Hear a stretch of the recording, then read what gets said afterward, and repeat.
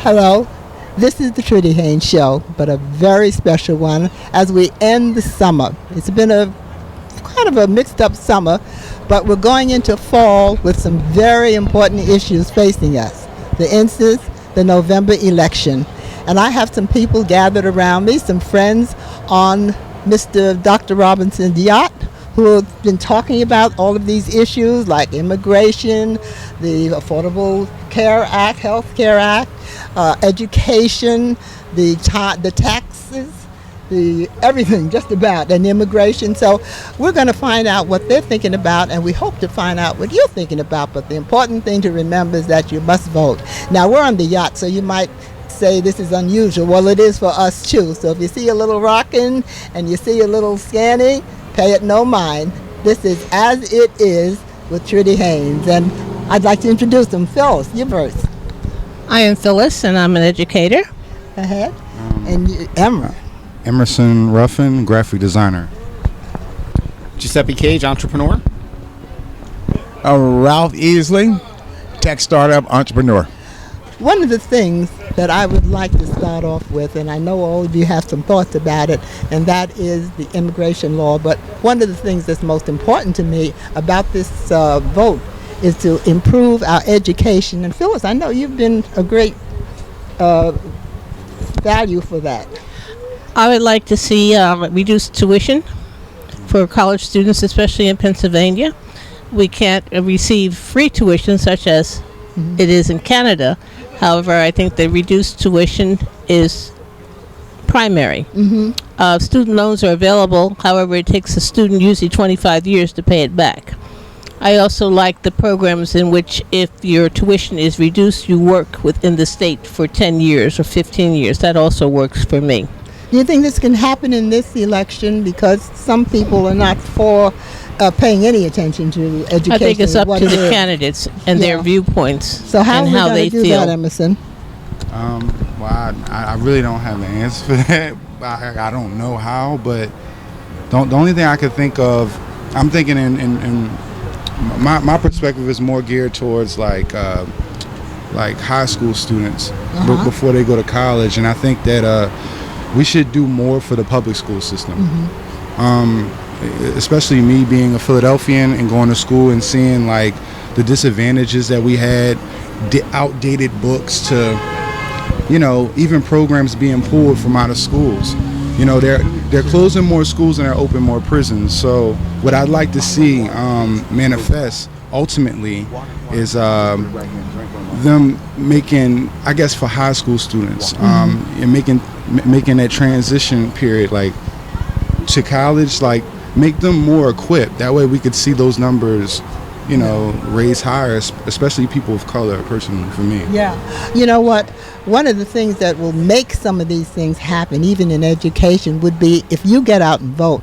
And that's why it's so important for you to get out and vote in November. I know you agree with me, Giuseppe. I couldn't agree more. I've always felt that education was the concrete and the tar to pave the road to equality. And I think that we're kind of lacking. I'm not from Pennsylvania or Philadelphia. I'm from New Jersey. But the disparity in what urban communities get in education versus what we see out in New Jersey suburbs, I think it's almost sickening and disgusting. I see this gentleman next to you is sort of from the old school like me. Oh, absolutely. And I know you have some thoughts about education. Okay, yeah. I think you have it exactly right. I'm old school like you. And I think that they should have the kind of quality now that they had in the old days like you and I had. And it was more focused on parents being part of the whole process and everything not being left on the so-called school administrators and school teachers to maintain classroom control. I was never worried about what the teacher said. I was worried about what my dad was going to say if he found out I acted up. I know that's right. Absolutely. I remember that. But how are we going to improve the school situation if we don't vote? Because this is an important vote where you pick the people who are going to run your life in Congress, in government, as a governorship, congressman, and so forth. Phyllis, you are a Delta, the AKA member, and I know that you talk about these things Regularly, we also have the Meet the Candidates, which is important because when you go out to meet the candidates, Greek letter organizations have an evening or a day where you meet the candidates running in Philadelphia and suburban Philadelphia. Also, the NAACP. I know Montgomery County, Elkins Park, also has Meet the Candidates. You attend and you ask questions, and you ask pointed questions. And if the candidate is evasive, you redirect the question. You have to be involved in order to understand their perspective and know whether or not they will vote the way you want them to vote. I want to see what these men think about. Okay, go ahead. Well, I wanted to say more about the importance of voting, though, because a lot of people have critiques and complaints and different things that they have to say, but we can't afford the luxury of complaining and not do anything about it. So the best foot forward is voting. What better way to have your voice heard by taking action? So. Well, taking action, does that mean having guns in schools? How do you men feel about that? Well, me personally, as far as having guns in school, I'm not particularly for that. What I'm for is more books, and I think if you have a more educated mind, you're so much less likely to be violent.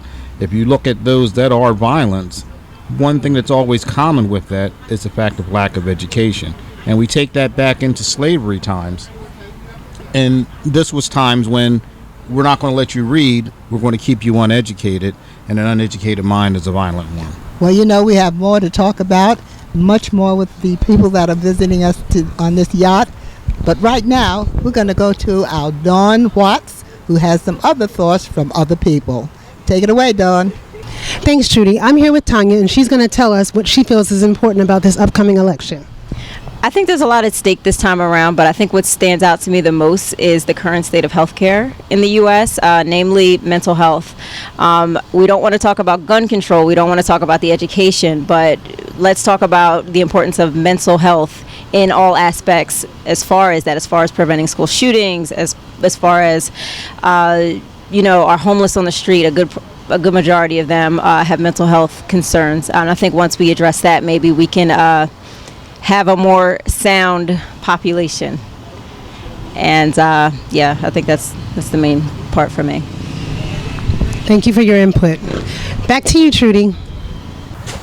Well, we've heard from Dawn, and that was fabulous. This is really moving hot because we want to make sure that you understand why it is important for your vote, the one vote. The one vote is yours. And that's the time when you can say what you feel and point to the people that you want to be in office. And I know, sir, that you have something to say about that voting. Oh, absolutely. And you know what, Trudy? It goes back like what you said earlier about education, old school. Old school voting for me, I'm from Alabama. As a matter of fact, Talladega, Alabama. Mm-hmm. And I'm of the age when Dr. King started in Montgomery.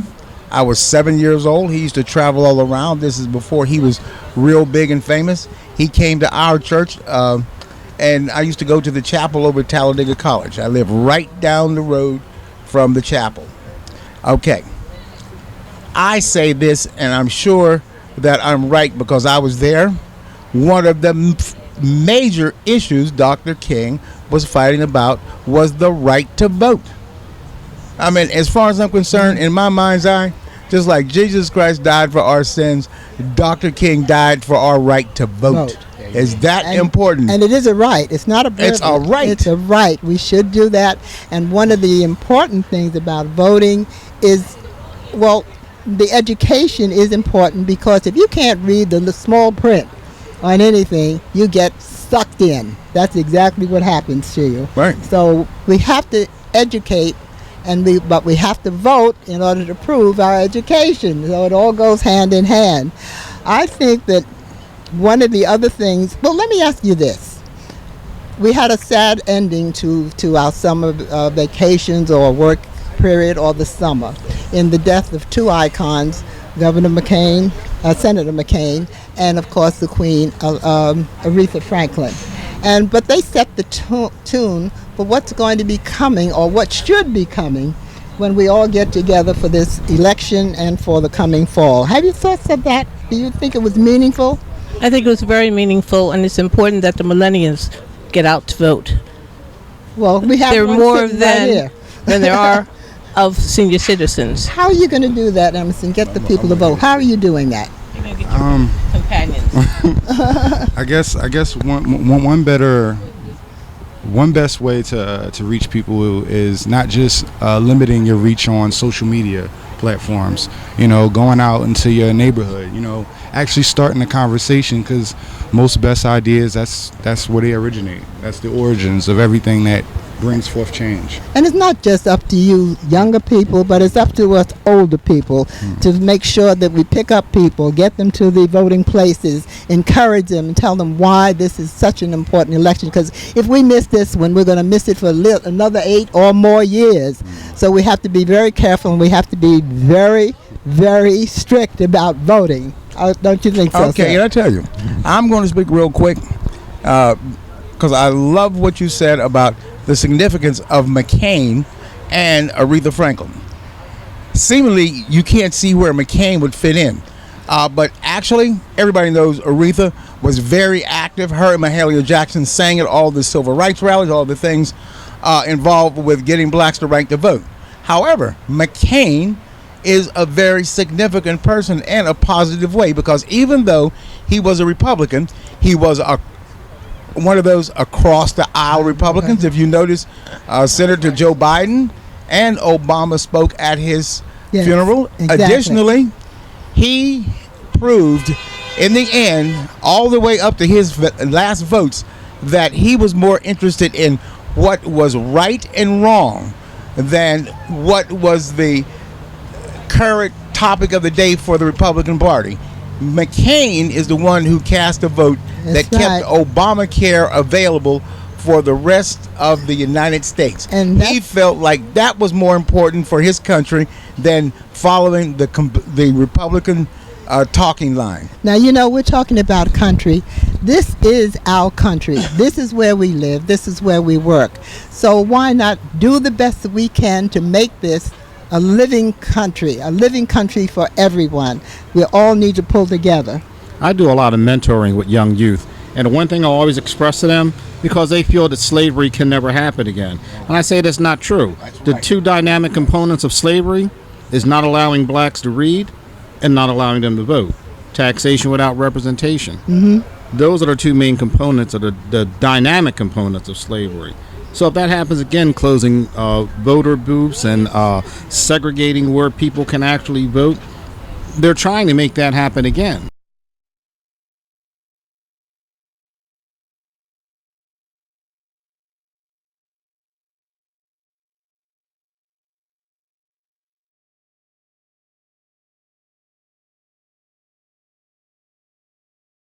Please get out to vote. Rain or shine, young and old, male and female, white and black.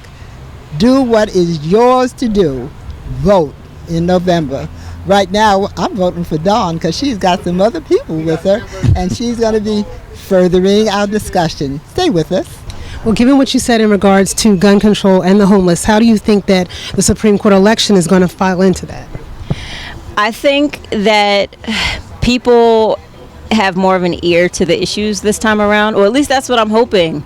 But I think people are taking notice. Either they're resistant to gun control, therefore they're going to vote against anything that, would help us in that aspect, or they're going to be so passionate about it that they'll vote for anyone who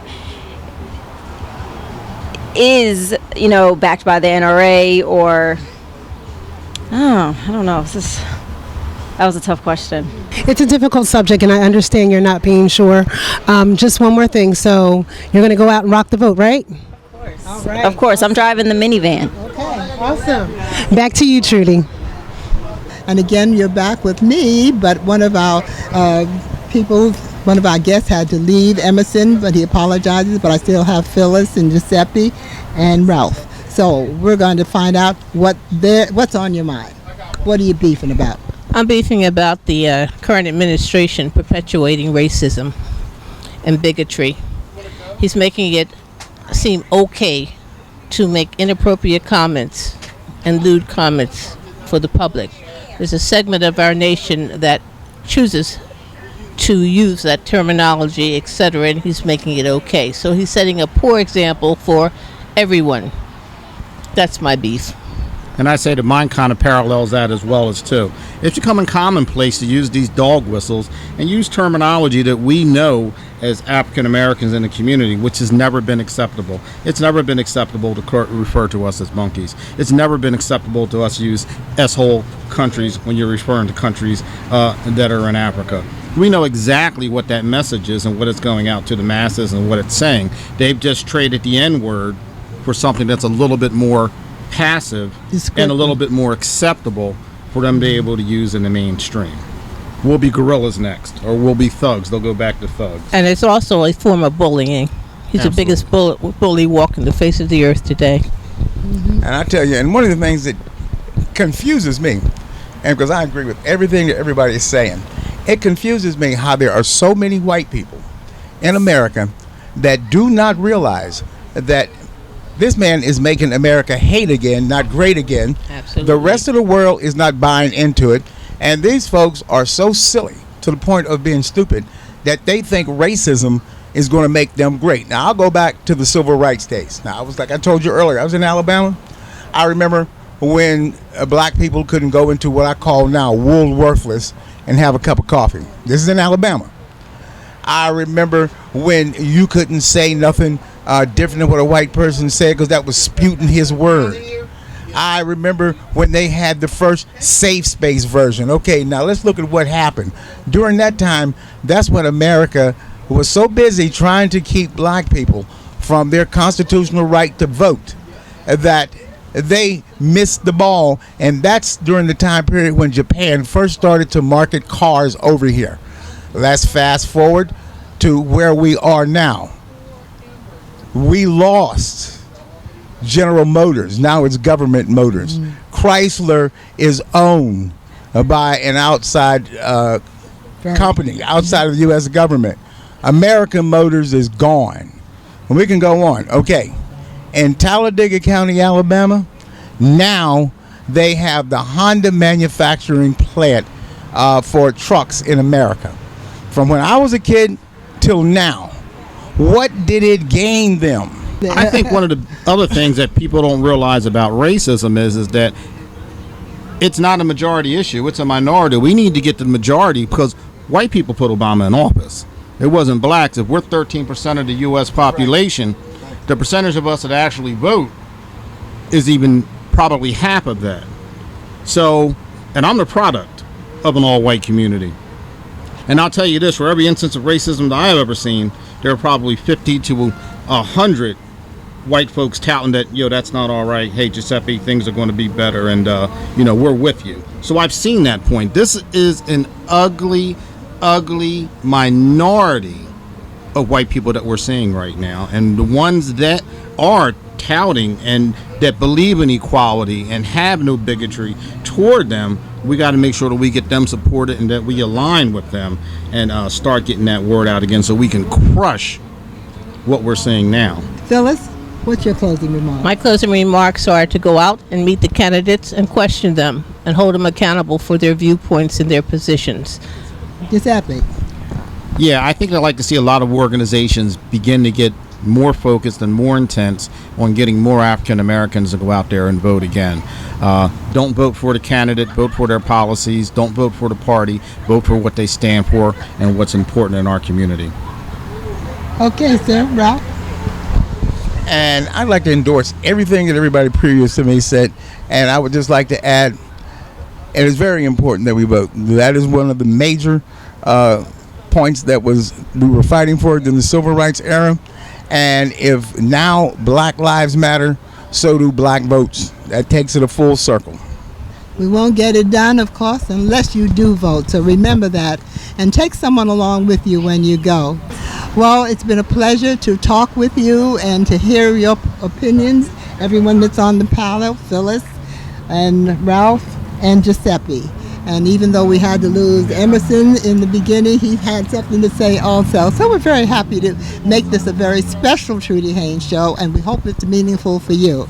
We want to thank our reporter, Dawn Watts. Thank you for being with us on this very special Trudy Haynes show.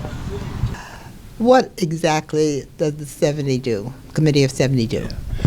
Well, the Committee of 70 is a nonpartisan civic leadership organization that helps voters understand the choices they make at elections, encourages people to get involved in the political process, because we think that's the best way to make our local democracy work. And we've been doing that for a long time. Yes, you have. So now, coming in to November, we have a very selective and a very special election. Would you say it's unusual? Well, around here, every election is a special one. We figure it's like Christmas and New Year's, every time an election comes up. This election is particularly consequential, I think, because people are looking at the midterm of the president.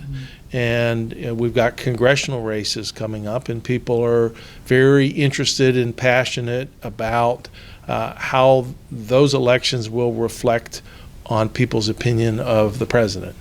So the so-called midterm congressional elections are really significant. There's a lot of energy around those. There's a lot of money being raised and spent, a lot of doors being knocked on.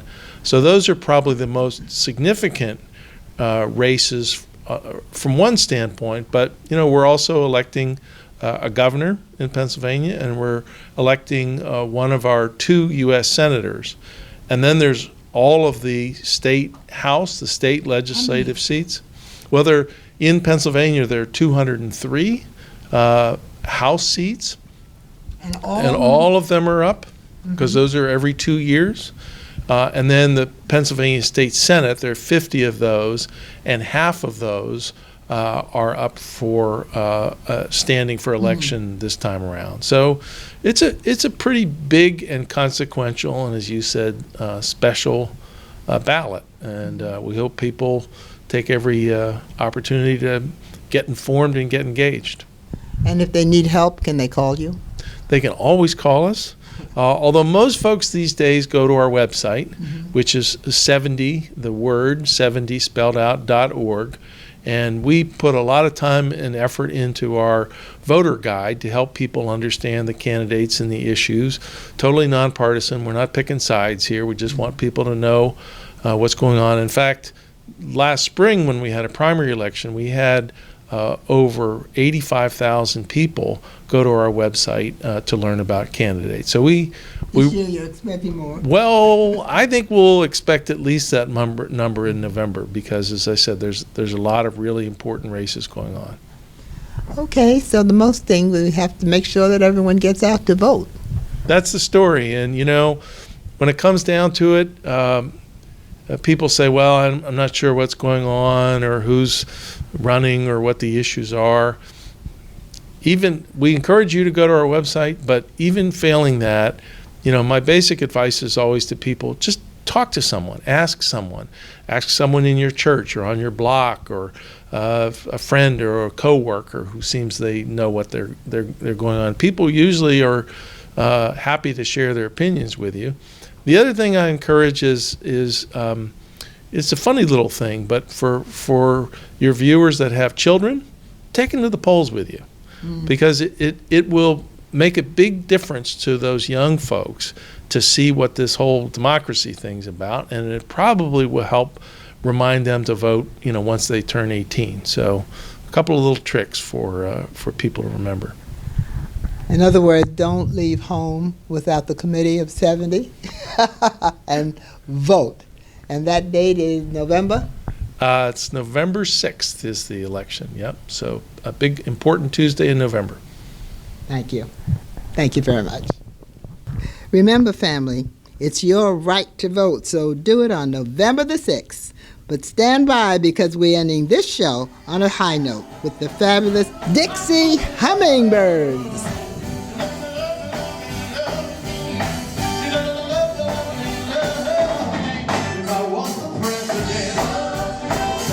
Congress would call my name. I'd say, who did